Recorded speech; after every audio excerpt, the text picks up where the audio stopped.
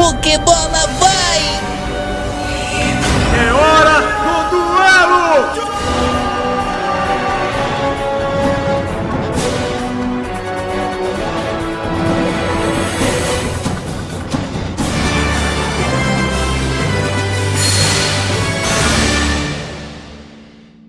No mundo Pokémon, existem duas constantes: monstros superpoderosos que vivem casualmente ao lado de humanos, e Ash Ketchum, que nunca passa dos 10 anos de idade.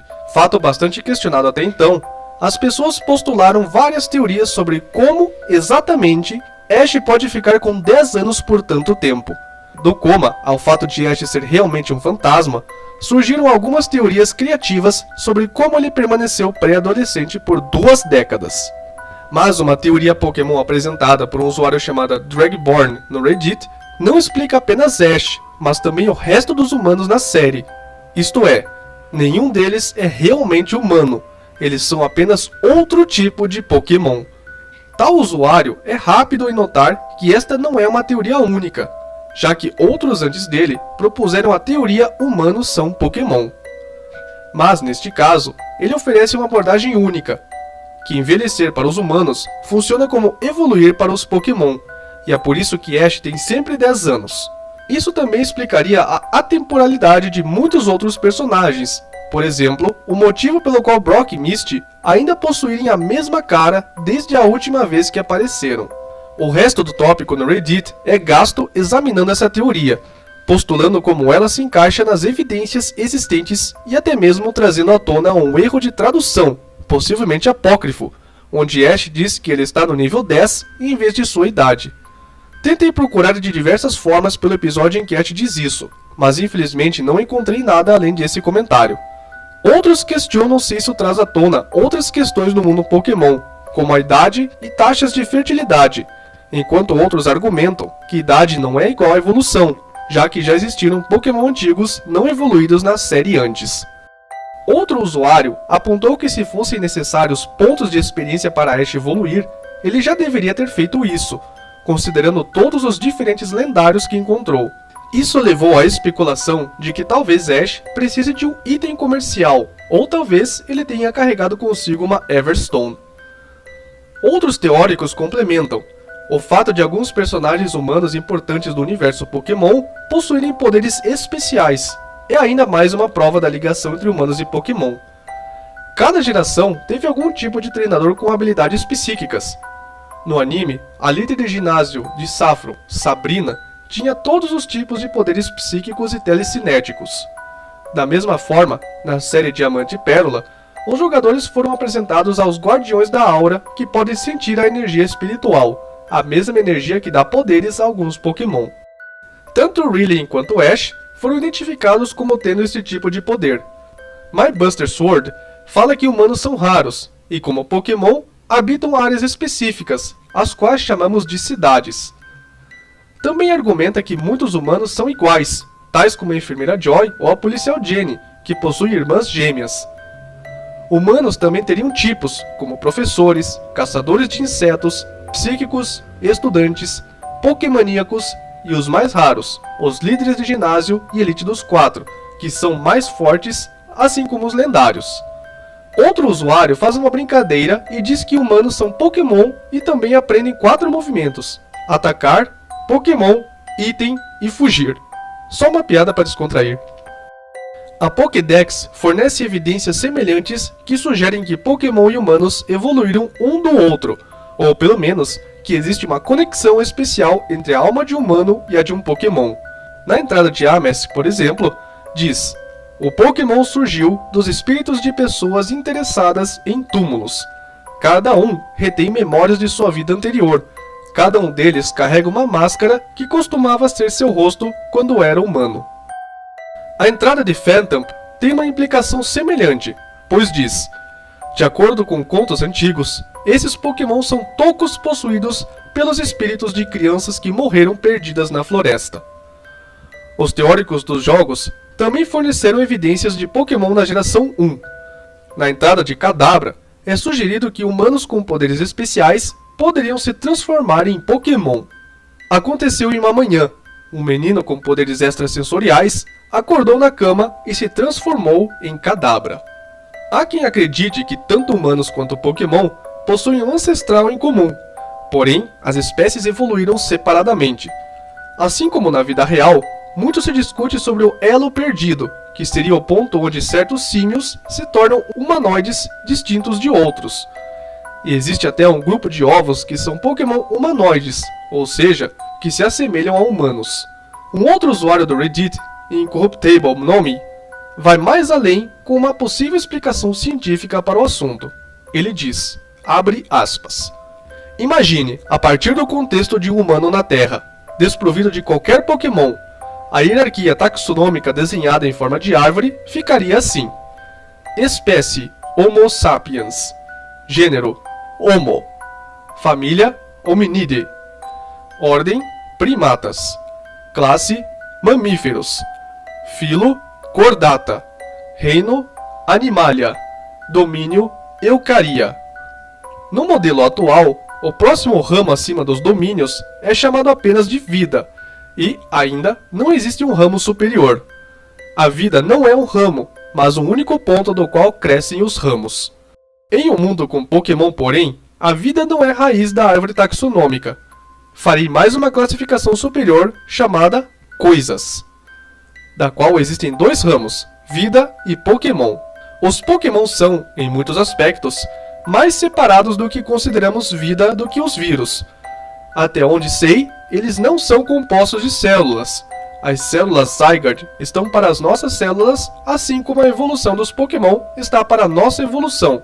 E embora tenham mecanismos que se assemelham ao crescimento, a adaptação e a reprodução podem funcionar por meios distintos dos nossos.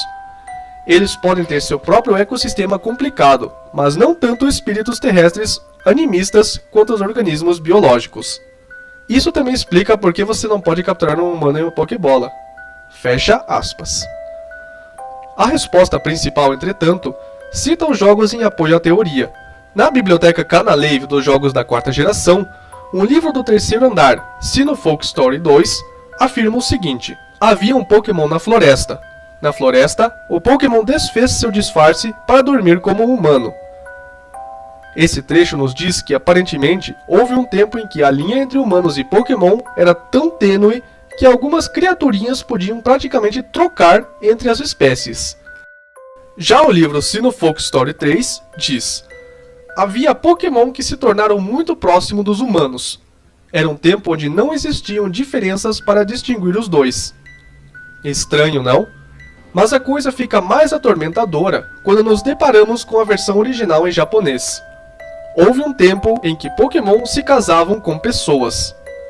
Houve um tempo em que pessoas se casavam com Pokémon. Isso era normal, porque há muito tempo, pessoas e Pokémon eram a mesma espécie. Isso realmente é assustador. Existem respostas conflitantes a esta informação, bem como corroborações. Se todos os animais são Pokémon no mundo Pokémon, então os humanos também são Pokémon, uma vez que humanos também são considerados animais. Op, você aí, tá gostando do vídeo? Não se esqueça de curtir, compartilhar e se inscrever.